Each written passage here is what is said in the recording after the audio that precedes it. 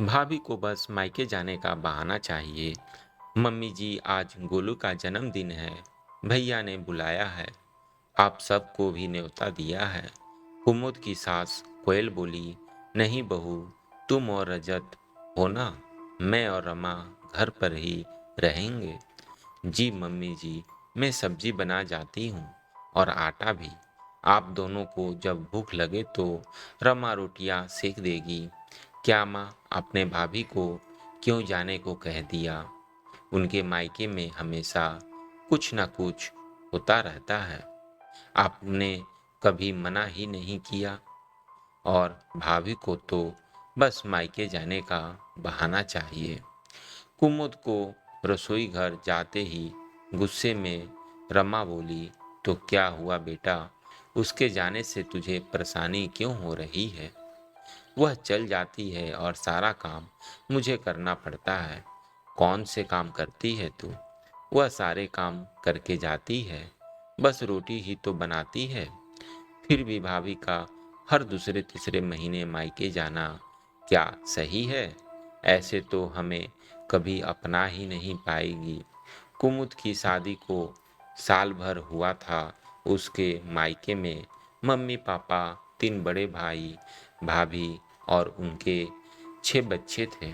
क्योंकि परिवार बड़ा था, इसलिए हर दूसरे तीसरे महीने उसके मायके में कोई ना कोई फंक्शन होता रहता था।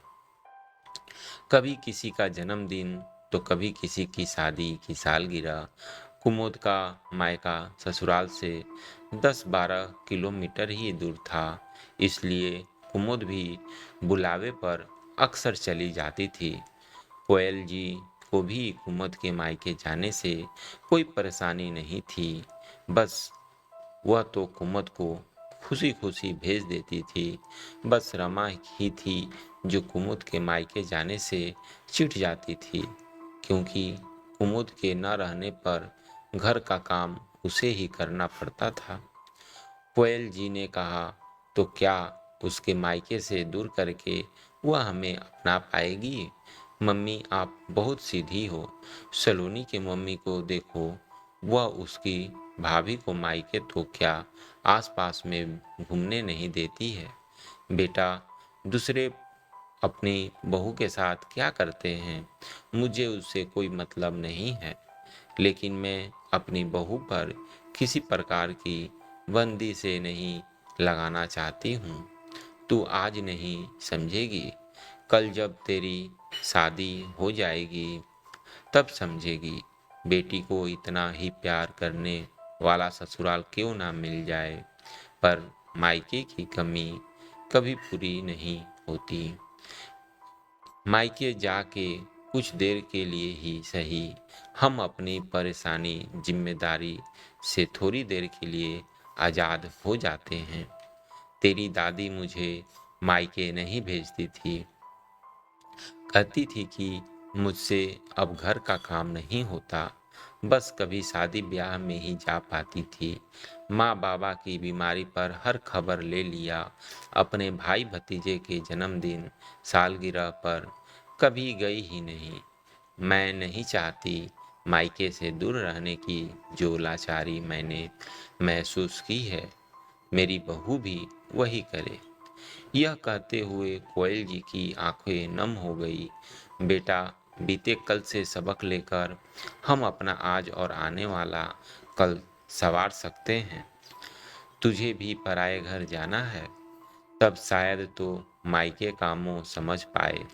आज हम हैं, कल नहीं रहेंगे, तब तेरी भाभी ही हमारी जगह लेगी। भाभी के साथ प्यार से रहेगी तो कभी मायके के लिए तरसेगी नहीं।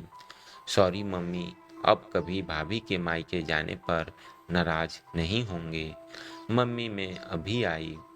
भाभी भाभी, आप तैयार हो जाओ, खाना मैं बना लूँगी। रसोई घर जाकर रमा बोली।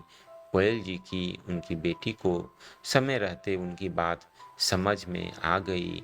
काश कि हर सास अपनी बहू के बारे में ऐसे ही सोच रखे। दोस्तों, आशा करता हूँ कि कहानी आपको पसंद आई होगी। इस कहानी पर आपकी क्या राय है, हमें कमेंट करके ज़रूर बताएं। कहानी पसंद आई हो तो लाइक और सब्सक्राइब ज़रूर कीजिए। कहानी सुनने के लिए आपका बहुत बहुत धन्यवाद।